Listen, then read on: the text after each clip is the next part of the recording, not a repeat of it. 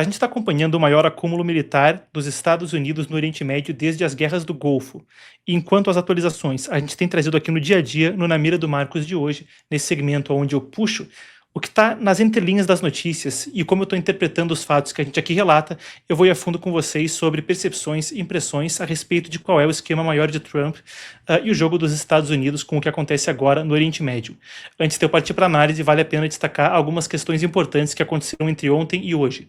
Primeiro, a gente cobriu hoje pela manhã e vocês acompanharam comigo, Donald Trump falou no discurso do Conselho de Paz que ele acreditava que nos próximos 10 dias se saberia qual seria o resultado com o Irã.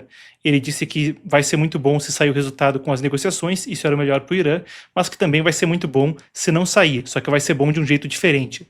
Foi os termos em que ele colocou e falou então em 10 dias.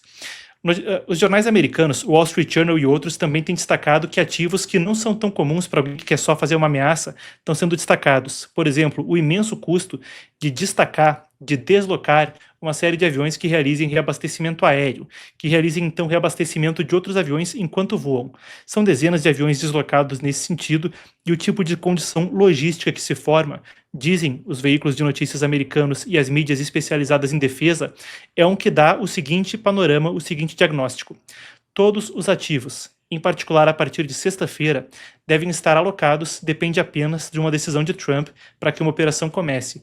E aí tem Axios, mídia israelense, falando que Israel teria até já plano conjunto para atuar com os Estados Unidos nisso aí, apesar de serem apenas reportagens citando fontes anônimas, sem confirmação oficial. Isso são alguns dos pontos da recapitulação do que agora acontece, enquanto a Rússia também está realizando hoje exercícios militares conjuntos com o Irã, perto da frota americana que está por ali, coisa de alta tensão. Entre as atualizações, antes da gente prosseguir para a análise, eu tenho aqui com vocês também o seguinte, podemos colocar na tela, isso aqui é um pronunciamento de ontem à noite do Departamento de Estado, onde eles anunciaram, então está escrito aí, anunciando restrições de visto adicionais a indivíduos envolvidos em inibir os direitos dos iranianos de livre expressão. Então foi anunciado isso ontem à noite, pessoas ligadas a ações que limitavam liberdade de expressão durante os protestos que começaram lá em dezembro de 2025 e foram brutalmente reprimidos em janeiro de 2026. Segundo o comunicado que está aí do lado dessa publicação do Departamento de Estado, o regime iraniano reprimiu manifestantes e impôs um bloqueio quase total à internet, coisa que a gente também documentou aqui, dificultando a documentação independente de abusos e isolando a população.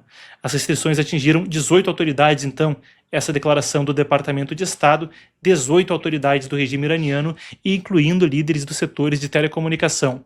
Agora são 58 autoridades iranianas sancionadas pessoalmente, enquanto a gente fica para ver o que acontece com as negociações que parecem não avançar. Uma fonte interna disse para a agência Reuters que Teherã se comprometeu a entregar uma proposta por escrito se propondo a destravar então o impasse que está com Washington, que aguarda o documento. O avanço é dito como modesto pelas partes. Mas se a gente está falando aí de repressão brutal entre os protestos, vale a pena falar que se a documentação é difícil de acordo com o Departamento de Estado, ela existe em certo grau. Vocês viram o Mazi Ariani, o jornalista iraniano radicado no Canadá, ser entrevistado por nós ontem a respeito disso.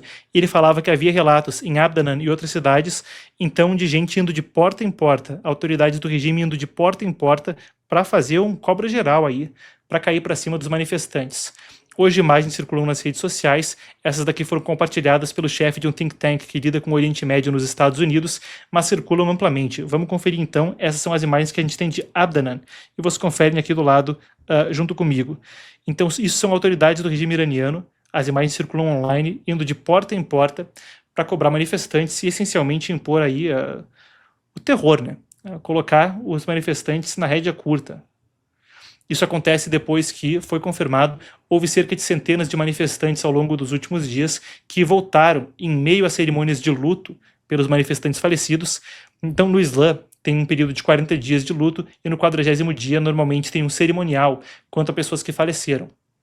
O regime, mesmo considerando os manifestantes como terroristas, fez isso em larga escala e o regime admite a morte de 3 mil manifestantes, apesar de números divergirem, com organizações independentes falando em muito mais. Então o que acontece é que recentemente, enquanto havia essas cerimônias de luto, se ouviu, em meio às cerimônias, em pelo menos 2 cidades, Mashhad e Teherã, então Mashhad uma imensa cidade e Teherã a capital, pessoas gritando contra o regime, gritando a favor do Shah. Shah, o monarca em exílio que tem sido considerado o líder dessas manifestações. E aí você vê, então, algumas das imagens que circularam de mais repressão nesse assunto. Podemos voltar para mim agora com as atualizações em mãos, conforme a gente aguarda os próximos desdobramentos. Eu gostaria de aproveitar para pontuar, afinal de contas, o segmento na mira do Marcos é sobre isso, e falar com vocês a respeito do que me parece estar acontecendo e de como a gente pode interpretar algumas dessas ações de forma mais ampla. O negócio de Tucídides, né, que é classificado na literatura, coisa bem documentada, o teorema no qual se vê a ascensão de uma potência em meio a outra que já é dominante, isso gera um atrito natural. E, de certa forma, uma grande parte dos conflitos no mundo podem ser interpretados na chamada Guerra Fria 2.0 como atritos mais amplamente entre a China e aliados e entre os Estados Unidos. A tensão premente da nossa era, entre o Partido Comunista Chinês e Washington. Uma coisa que é antagônica em termos de valores, afinal de contas, um deles, o Partido Comunista Chinês, é fundado na ideia, e Xi Jinping tem repetido isso constantemente desde que tomou o poder lá em 2013, de que a história ruma inevitavelmente para uma ascensão socialista, uma espécie de socialismo global terreno, com o Partido Comunista Chinês como seu fator definitivo. Isso é algo que não se esconde de ninguém e tampouco é conspiratório, basta ver o que o próprio Xi Jinping fala. Para citar algumas ocasiões, o discurso interno dele para o Politburo, depois que ele se tornou secretário-geral em 2013, e depois em 2018, quando se falava aí dos 150 anos da publicação do Manifesto Comunista, falou que era um negócio científico 100% correto, tinha que ser implementado, não poupou palavras. É claro que isso tem muita nuance histórica, eu já abordei isso anteriormente, a gente não vai se ater a isso. Enquanto, claro, por parte de Washington, existe a tese fundadora dos Estados Unidos de direitos outorgados por Deus, que ninguém tira e que o governo estaria para proteger e não para remover. Duas visões que são antagônicas em seu cerne. E quando a gente fala de como isso se desdobra no tabuleiro geopolítico e de como as coisas acontecem na realidade prática, enquanto fatores históricos complexos estão no meio de tudo isso, também existe uma série de nuances. Bom, posto isso, vamos para a questão prática e qual o jogo de Trump com o que agora acontece no Irã, na minha leitura. Minha análise é a seguinte: desde que Trump assumiu, ele parece querer lidar com uma série de focos de tensão geopolítica que essencialmente impedem os Estados Unidos de terem um foco na disputa que essencialmente define o próximo século entre Washington e Pequim.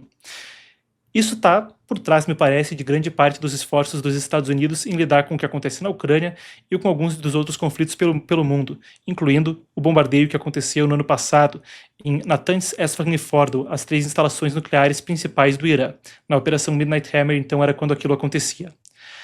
Vou explicar o que eu quero dizer numa cadeia de eventos. Então, se deseja endereçar a questão da China, ora, existe uma série de questões no caminho. O principal fornecedor de petróleo e um braço que, com o dinheiro do petróleo que ganha da China, consegue exercer terrorismo pelo mundo, é o Irã. E se a gente vai mais no detalhe sobre isso, o braço avançado de grande parte da influência desse eixo acontecia onde? Na Venezuela. Uma base avançada de operações do Hezbollah, um lugar com assim, proximidade tremenda com o Irã, chegou a dar ali o nome de um prédio universitário de Qasem Soleimani, que era o líder que propagava o terrorismo no exterior na Força Quds no Irã, abatido pelos Estados Unidos no primeiro mandato de Donald Trump. A situação é uma na qual, se eventualmente se desejasse agir de forma abrangente, a primeira questão era que, com o Hezbollah presente na Venezuela e com, claro, uma grande quantidade de imigrantes ilegais entrando nos Estados Unidos, incluindo pelo menos 11.888 criminosos condenados, assassinos, no governo passado dos Estados Unidos, uma análise comum é de que o Irã teria uma sleeper cell, uma célula dormente, como se diz em inglês, mas basicamente um grupo que poderia rapidamente ou agir saindo da América Latina e entrando nos Estados Unidos, ou que já teria gente de prontidão para agir nos Estados Unidos. É uma queda dos dominós, onde a gente entende da perspectiva geopolítica, por exemplo, a ação da ICE nos Estados Unidos com deportações em massa, e ainda a presença iraniana na Venezuela, e depois o que aconteceu com a queda de Nicolás Maduro e a investida americana em controlar o fluxo de petróleo para Cuba, outro amplo centro que poderia ser um ponto avançado para fazer ações contra os Estados Unidos no hemisfério. Depois, na sequência, esforços para controlar a guerra que acontece agora no Oriente Médio, melhor dizendo, no leste da Europa, com a questão entre Rússia e Ucrânia se desdobrando. Afinal de contas, essa beligerância é outro foco que poderia rapidamente desviar a atenção dos Estados Unidos e aliados para um outro ponto de tensão geopolítico. Enquanto isso, existe a questão do Oriente Médio. Claro, houve a devolução dos reféns e parece agora haver um cessar-fogo que tem se mantido entre Israel e o Hamas. A gente mesmo fez na cobertura do Conselho de Paz de hoje mais cedo um adendo sobre isso, passamos a fundo a respeito do assunto. Entretanto, quando se fala de Irã, a possibilidade de uma bomba atômica pelo regime dos ayatollahs, que chama Israel de o pequeno demônio e os Estados Unidos de o grande demônio, somado ao financiamento de organizações terroristas pelo mundo, que enquanto perderam sim uma base de operações avançada na Venezuela, bom, a gente ainda está falando de disrupções de navegação com os Houthis no Iêmen, a gente está falando da possibilidade do Hezbollah no Líbano agir por desestabilização e um regime que, como eu disse, exporta imensas quantidades de petróleo a preços abaixo do mercado, evadindo sanções americanas para a China, que é o principal comprador de petróleo iraniano, né? A estimativa coloca a coisa para cima de 80% ou 90%, dependendo do período e dependendo da estimativa. Fazer com que esse foco acabe por ser desmontado abriria o caminho, então, para o adversário final, que estaria com menos meios de ação de causar instabilidade global e desviar a atenção americana. E se parece conspiratório que o Partido Comunista Chinês faria isso, teve um discurso de um conselheiro chamado Jin Sanhong em 2016, que vazou em 2021, um conselheiro sênior do Partido Comunista Chinês, que falava da necessidade de haver pelo menos 4 focos de tensão global, desviando a atenção americana de Pequim. Uma coisa que se enquadraria com o framework, a estrutura que eu agora estou descrevendo. Sem Venezuela, sem Irã e eventualmente com solução na Ucrânia, isso abriria o foco de Washington para um pleno pivô para o Pacífico, endereçando aquele que é o seu rival essencial do próximo século, o Partido Comunista Chinês. Enquanto isso acontece, há um período de tempo no qual, em 1 ou 2 anos, e é o prazo que Trump diz, apesar de não ser considerado realista por uma série de analistas, para que haja uma redução de risco nas cadeias produtivas que entrelaçam China e Estados Unidos. É uma coisa que envolve sim o comércio, mercados, compra agrícola e o mercado consumidor americano, que é muito importante para o Partido Comunista Chinês. Nas últimas negociações que a gente viu acontecendo, culminando naquele encontro de Busan, na Coreia do Sul, o tema foi muito apaziguador, enquanto a questão de terras raras para os Estados Unidos consumirem dos chineses e do mercado americano para que os chineses conseguissem escoar a sua imensa capacidade industrial, teve no cerne do debate. Enquanto esses outros polos são endereçados, o que parece acontecer é uma tentativa de acabar com o risco de forma tão ampla que há entre Washington e Pequim. Então, por exemplo, com a questão das terras raras. O processamento de terras raras é praticamente um monopólio chinês. Os chineses têm também 44% das reservas, mas o monopólio mesmo fica no refino, no processamento. E mesmo Trump falou, o que é raro não é a terra, é o processamento. Isso é por desenho. Desde 1995, o projeto do Partido Comunista Chinês tem sido um de investir mais e mais de forma a subsidiar as indústrias que fazem o refino de terras raras, para que sempre que surja um concorrente, ele acabe tendo que sair do mercado porque não consegue competir com o preço subsidiado pelo Partido Comunista Chinês das empresas que vêm do dragão asiático, do gigante asiático. Isso acabou colocando o mercado nessa posição de vulnerabilidade. Agora, o esforço dos Estados Unidos é de reduzir essa vulnerabilidade crítica o quanto antes. E, de certa forma, a tensão entre Washington e Pequim é uma de quem consegue ser menos dependente do outro primeiro, mas tudo isso acontece num contexto de corrida contra o tempo, e isso também ajuda a explicar, de certa forma, a maneira efusiva pela qual Trump age. Ele pode perder, deve perder, a maioria do Congresso nas eleições de meio mandato que vão acontecer.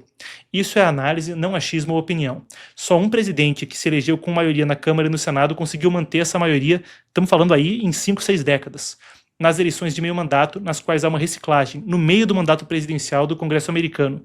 Foi o Jimmy Carter lá, entre 70 e 80. 79, não é isso, a eleição ali que aconteceu.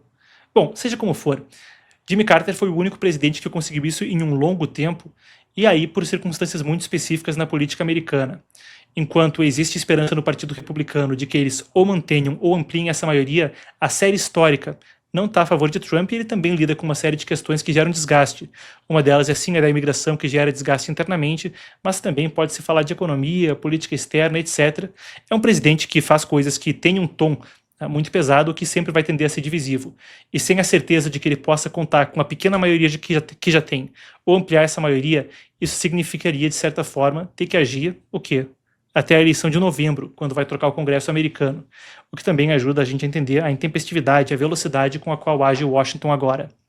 Então, o Na Mira do Marcos de hoje é um panorama de uma sequência de eventos que acabam tentando amenizar aquilo que são outros focos de tensão e que tirariam meios de ação do Partido Comunista Chinês e dos adversários de Washington para opor os Estados Unidos, culminando, se for possível, então, haver uma redução de risco nas terras raras e no comércio, com a tensão última com o adversário de verdade, o Partido Comunista Chinês. A gente vai daqui para falar agora de greve na Argentina, uma coisa que tem absolutamente a ver com o que a gente está discutindo agora, tá? Porque enquanto a gente está conversando sobre isso, a gente pode colocar América Latina e Brasil no cerne dos acontecimentos. É, afinal de contas, uma região que os Estados Unidos colocam como prioridade absoluta na sua estratégia de defesa, na sua estratégia de segurança, em outros documentos produzidos pelo governo americano, e onde a gente fala de concentração de lítio, terras raras, minerais críticos, por aí vai, e claro, em uma vontade de tirar isso também da esfera de influência chinesa.